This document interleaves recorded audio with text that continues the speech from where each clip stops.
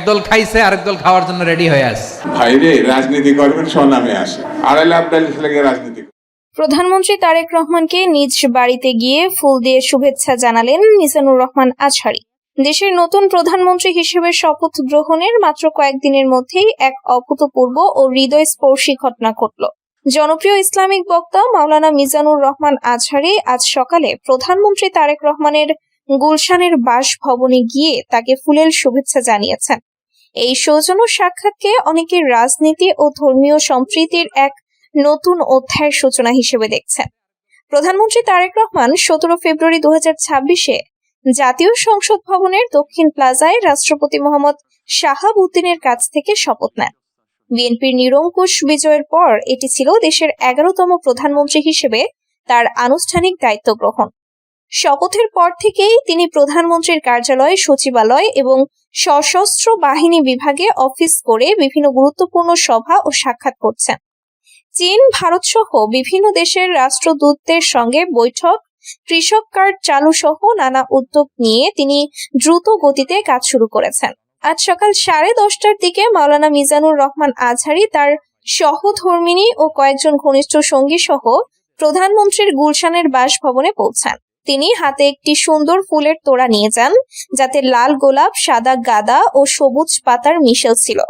প্রতীকীভাবে দেশের উন্নয়ন ও সম্প্রীতির প্রতিনিধিত্ব করে। বাসভবনের প্রধান ফটকে পৌঁছাতেই নিরাপত্তা কর্মীরা তাকে স্বাগত জানান।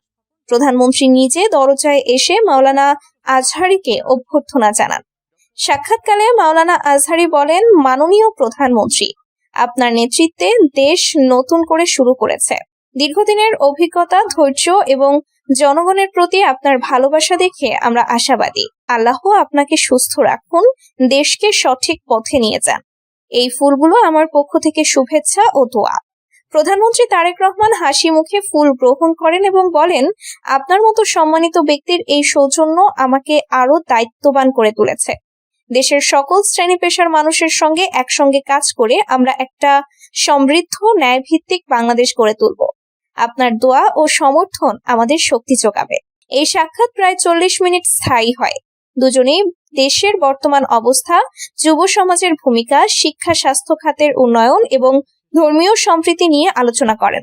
মাওলানা আজহারী প্রধানমন্ত্রীকে জানান যে তার ওয়াজ ও বক্তৃতায় তিনি সব সময় জনগণকে ঐক্যবদ্ধ থাকার আহ্বান জানান। প্রধানমন্ত্রীও বলেন, ধর্মীয় নেতাদের মতামত ও পরামর্শ সরকারের জন্য অত্যন্ত মূল্যবান। এই ঘটনা সামাজিক যোগাযোগ মাধ্যমে দ্রুত ছড়িয়ে পড়ে। অনেকে এটাকে রাজনীতির নতুন সংস্কৃতি বলে অভিহিত করেছেন। একজন নেটিজেন লিখেছেন, রাজনীতি যখন ধর্ম ও সমাজের সঙ্গে এভাবে মিলিত হয় তখনই দেশ এগোয়। আরেকজন বলেন, মাওলানা আজহারীর এই পদক্ষেপ দেখে মনে হচ্ছে নতুন সরকার সকলের। প্রধানমন্ত্রীর প্রেস সচিব এক বিবৃতিতে বলেন, এই সৌজন্য সাক্ষাৎ দেশের সকল শ্রেণীর মানুষের প্রতি প্রধানমন্ত্রীর উন্মুক্ত দরজার প্রতিফলন। আমরা সবাইকে সঙ্গে নিয়ে এগিয়ে যেতে চাই।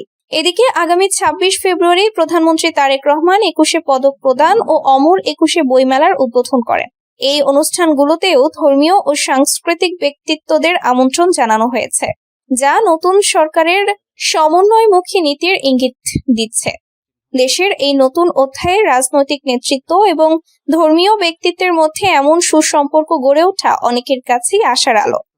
মাওলানা মিজানুর রহমান আজহারীর ফুলেল শুভেচ্ছা শুধু একটি সৌজন্য নয়, বরং রাজনীতি ও ধর্মের মধ্যে নতুন সেতু বন্ধনের প্রতীক। প্রধানমন্ত্রী তারেক রহমানের নেতৃত্বে সকল শ্রেণীর মানুষকে একত্রিত করে সমৃদ্ধ, সম্প্রীতিপূর্ণ বাংলাদেশ গড়ার আশা জাগিয়েছে এই হৃদয়স্পর্শী মুহূর্ত।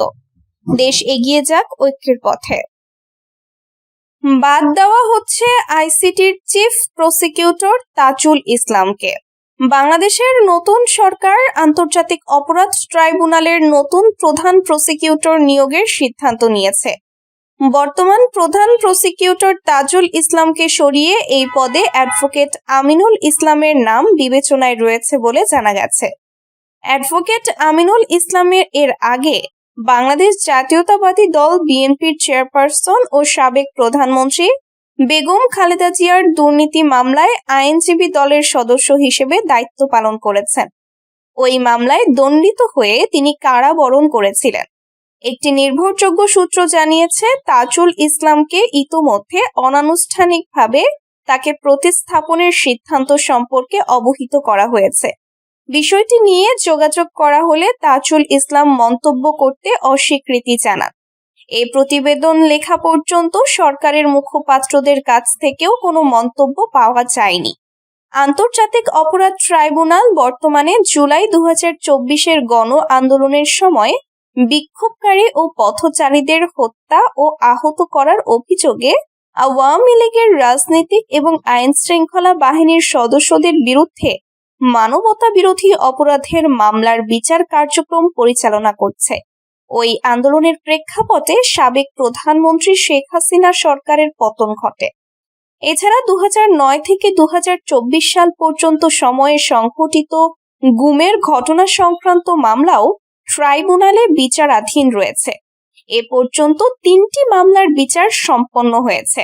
3 দিন আগে তাজুল ইসলাম সাংবাদিকদের বলেছিলেন, তাকে বা প্রসিকিউশন টিমের অন্য সদস্যদের পরিবর্তনের কোনো ইঙ্গিত সে সময় তার কাছে ছিল না। 10 মার্চ থেকে পরীক্ষামূলকভাবে চালু হচ্ছে ফ্যামিলি কার্ড। দেশের প্রান্তিক ও নিম্ন আয়ের পরিবারগুলোকে সামাজিক সুরক্ষার আওতায় আনতে পরীক্ষামূলকভাবে 13টি উপজেলায় ফ্যামিলি কার্ড চালুর সিদ্ধান্ত নিয়েছে সরকার।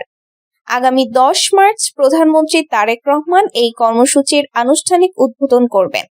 রোববার অর্থমন্ত্রী আমির খসরু মাহমুদ চৌধুরীর সভাপতিত্বে অনুষ্ঠিত ফ্যামিলি কার্ড সংক্রান্ত কমিটির সভায় এই সিদ্ধান্ত নেওয়া হয় বলে জানা গেছে।